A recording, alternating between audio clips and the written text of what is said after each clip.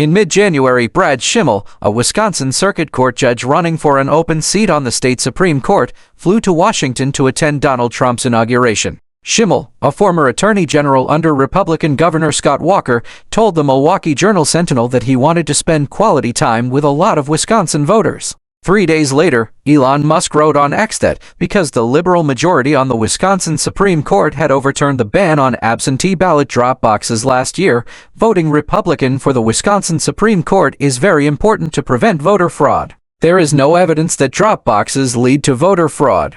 Schimmel, who, if elected, would help conservatives gain a majority on the court, began hinting that he could use more support from Musk. Elon Musk took notice of this race about a week and a half ago, he said at a Republican event in early February. However, I don't know if he has found his checkbook yet. Since then, Musk has donated more than $20 million to organizations supporting Schimmel's election. The race, already the most expensive judicial election in U.S. history, is expected to cost $100 million, according to the Wisconsin Democracy Campaign, a nonpartisan campaign finance watchdog. The previous record, $51 million, was set in 2023 when Janet Protasiewicz won a seat on the Wisconsin Supreme Court, giving liberals a majority for the first time in living memory. Schimmel's opponent is Susan Crawford, a Dane County Circuit judge who previously served as chief legal counsel to Democratic Governor Jim Doyle, Walker's predecessor. After Doyle left office, Crawford moved into private practice, taking on many progressive clients, including Planned Parenthood and the Madison Teachers Union.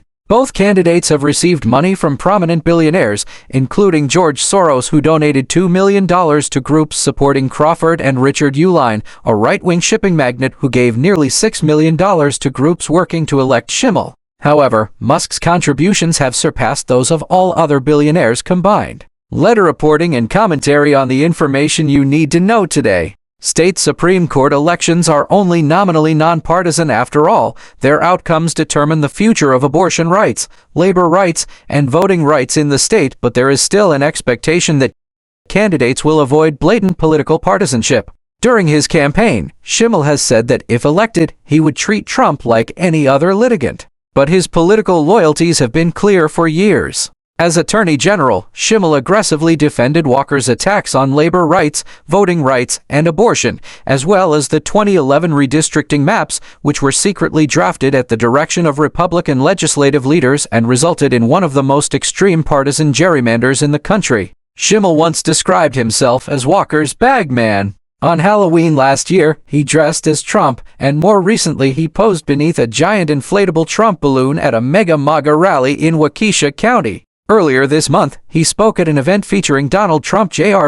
and Charlie Kirk, whose super PAC Turning Point USA is actively supporting Schimmel's campaign. Schimmel has also claimed that Trump was cheated by the Wisconsin Supreme Court after the 2020 election. By a single vote, the court rejected Trump's lawsuit to throw out more than 200,000 ballots from the state's two largest and most Democratic-leaning counties. This month, Trump officially endorsed Schimmel and hosted a televised town hall for him. Schimmel did not respond to requests for an interview. The election, taking place in a key swing state and as the only statewide race before November, is widely seen as a crucial test of the growing backlash against Trump and Musk's agenda so far, including dismantling the federal government, threatening judges, and kidnapping legal residents. Ben Weichler, the chair of the Wisconsin Democratic Party, told me, "This race is now a proxy battle over whether the U.S. government at every level can be bought by oligarchs. Either Democrats fight back and the battle continues, or the Musk-Trump Republican behemoth can show up and simply bulldoze everyone out of their way when they decide to drop their massive wealth."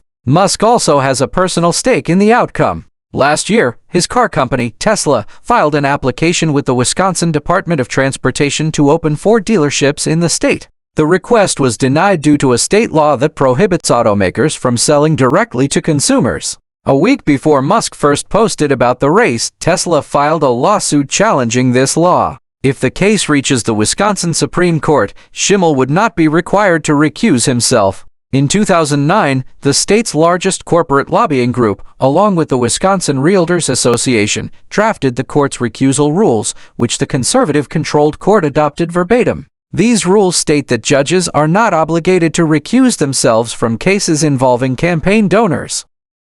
To support Crawford's campaign, Weichler launched a multi-platform effort called People v. Musk, which includes TV ads, billboards, and town halls where citizens are invited to voice their concerns about the world's richest man, who, as head of Trump's Department of Government Efficiency, or DOGE, is actively slashing the federal workforce. At the first event, in Waukesha, a woman struggled to hold back tears as she described the prospect of losing her job at the Department of Veterans Affairs. A postal worker with 28 years on the job worried that if Trump and Musk succeeded in their plan to privatize the agency, he would lose his retirement benefits. 80% of our voter outreach interactions are about Musk, Matt Moreno, chair of the Waukesha County Democratic Party, told me. Waukesha County is heavily Republican, but Moreno said many people have expressed frustration that Musk is unelected and accountable to no one. Recently, a campaign worker for Schimmel carrying materials from Musk's PAC showed up at Moreno's door. Moreno has a large Susan Crawford campaign sign in his yard. He didn't know who Susan Crawford was, Moreno told me. I said, "So you don't know who's running against your guy, Brad?" The campaign worker did not know. He had flown in from a hotel, earning $25 an hour. Turning Point USA is paying Schimmel's campaign workers even more, $250 a day. They're using a sledgehammer approach, Moreno said. If you can write a $20 million check and fly people in to knock on every door, you can do whatever you want, and it works because of scale. Neither America PAC nor Turning Point USA responded to requests for comment. Moreno, who helps coordinate Democratic canvassing efforts for the county, expects to deploy around 600 volunteers, all unpaid, during the final week of the campaign, about 10 times the usual number for a spring election. "What makes me feel good is our energy," he said. "I've never seen it this high for a spring race before. At the same time, we've never seen this level of money pouring in on the other side." The flood of money into Schimmel's campaign has been made possible by the dismantling of Wisconsin's once strong campaign finance laws. These laws stemmed from the state's progressive tradition, which sought to curb the power of wealth in the political system. This movement was led by Robert "Fighting Bob" La Follette, who served as Wisconsin's governor, U.S. senator, and third-party presidential candidate. Under La Follette, Wisconsin became the country's leading laboratory of democracy, passing major reforms to protect labor and the environment while promoting clean and transparent government. By 1911, Wisconsin had banned corporate donations to candidates, imposed strict spending limits, and prohibited politicians from trading favors for campaign contributions. The state's reputation for clean government deepened in the 1970s when it enacted further reforms, including public financing for elections.